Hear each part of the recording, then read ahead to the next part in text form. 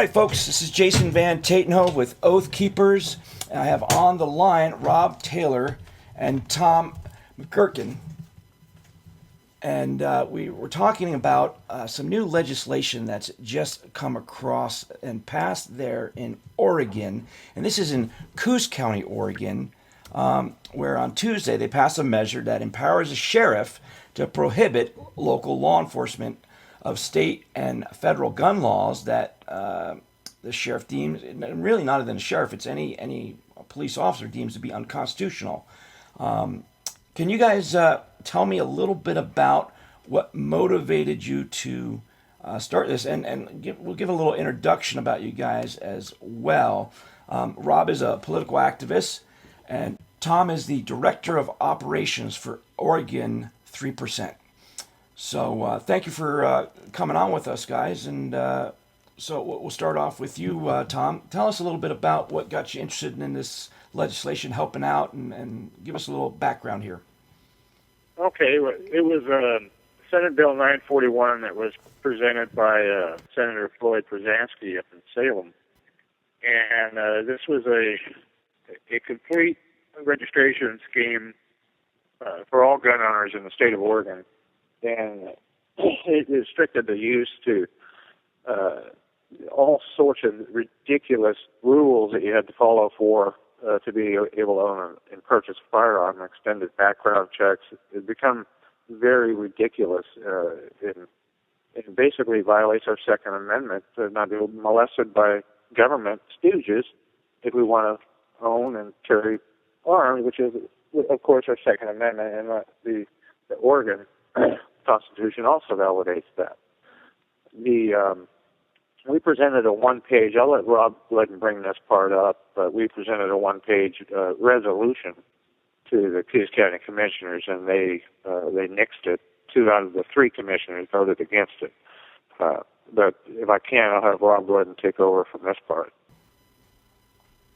So when we approached the commissioners with our one-page resolution, this was back in February before there was even an SB 941 background check bill, but we knew it was coming. The commissioners knew it was coming. They pretended like it wasn't important. So when we approached them in February, 2 of the commissioners refused to even take a vote on it. They said that they're not going to vote on anything that has to do with a law that hasn't even been passed yet. So when SB 941 was eventually enacted, we went back to the commissioners, but instead of having a one-page resolution, we had a 6-page ordinance which had punitive damages inside the ordinance that anyone who violated someone's Second Amendment rights would have to face these punitive damages. It's $2,000 for an individual, $4,000 for a corporation. And, of course, the 2 very same commissioners, and folks, listen to this carefully, one of those commissioners claimed to be a conservative Republican. And that conservative Republican, with his liberal Democrat counterpart, refused to pass our ordinance. And so, it was worse yet. They wouldn't even come to the meeting. We had scheduled a meeting, and we had 8 days' notice for this meeting, which had been scheduled at a Board of Commissioners meeting, and they had scheduled a work session. And by the time we got to the work session, the 2 commissioners, 3 hours before it occurred, backed out of the work session. So they snubbed us gun owners here in our county.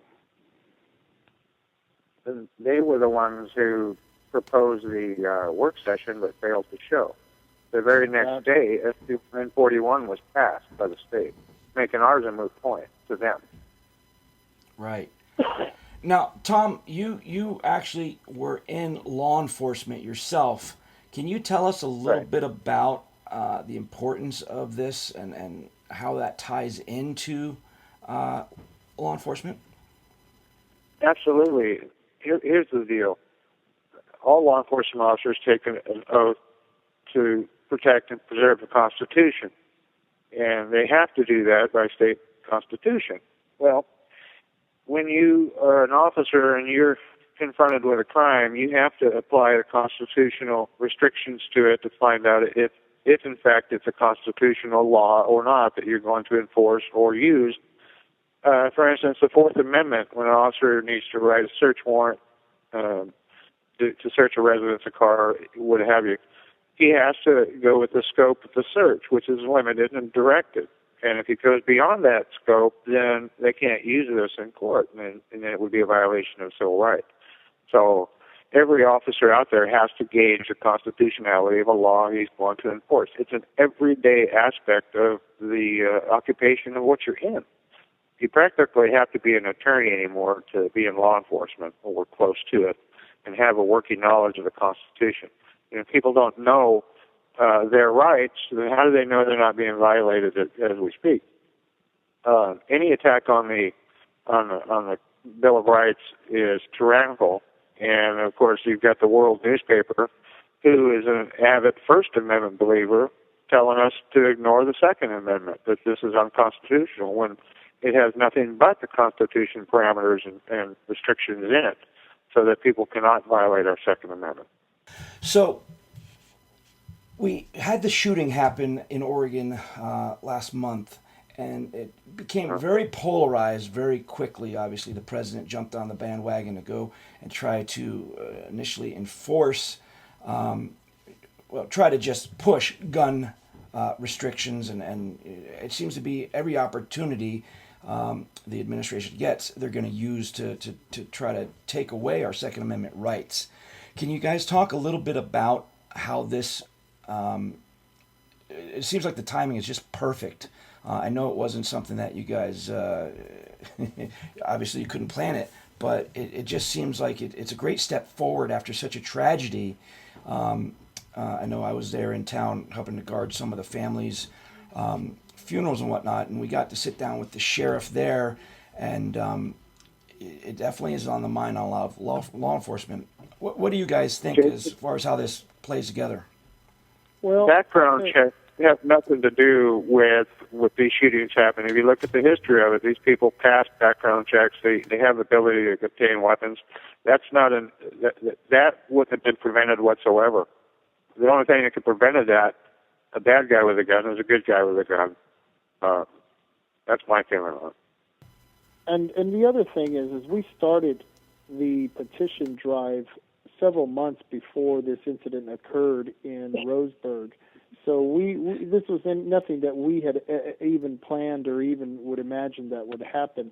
But it did happen, and several of the reporters who called me and asked me about how it would affect the chances of this measure passing, and I actually told them because the president was probably going to use executive order and try to push more gun advocacy policies onto the public, it would probably be a help to the voters, to encourage the voters here of Coos County to get out there and cast their ballot. So I think the shooting actually helped the passage of the measure. And I've had several people call me from several different counties who want to enact the same measure the way we did here in Coos County.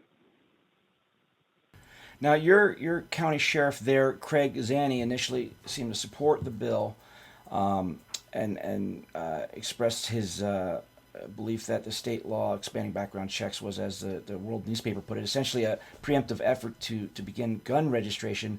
But he did seem to back away from it a little bit, it seemed, from some of the articles I've read. Do you have any comment? Do you think your sheriff is on board with what's been passed?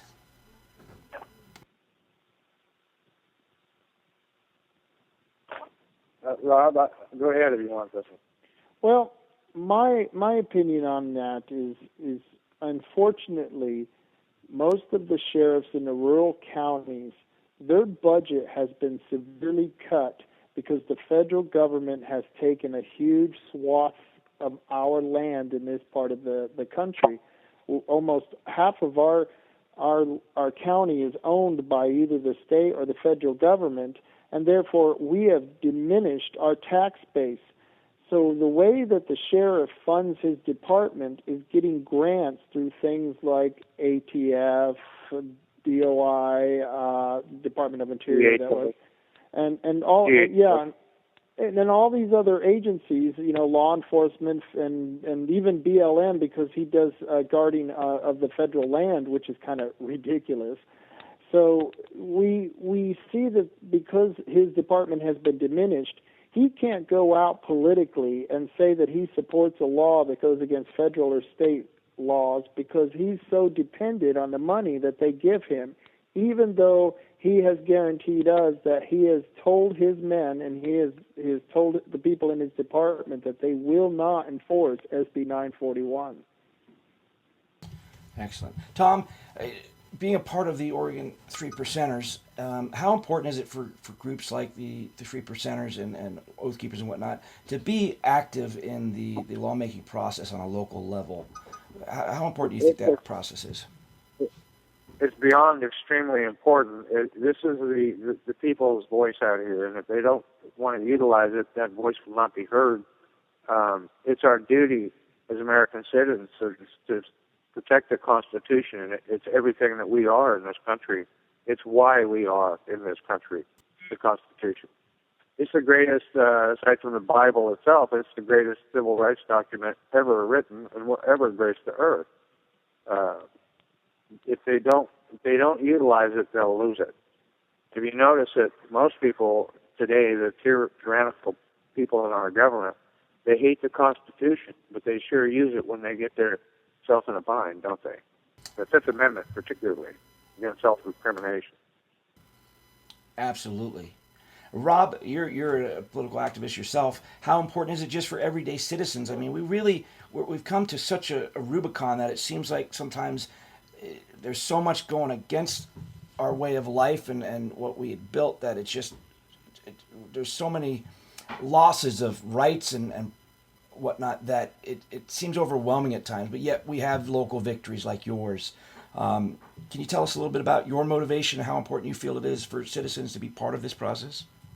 I have to encourage everyone all the time to get out there and do something. I come from the state of New Mexico, where we do not have an initiative referendum process. So we cannot stop bad laws when they are enacted, and we cannot create good laws through the citizen democratic process.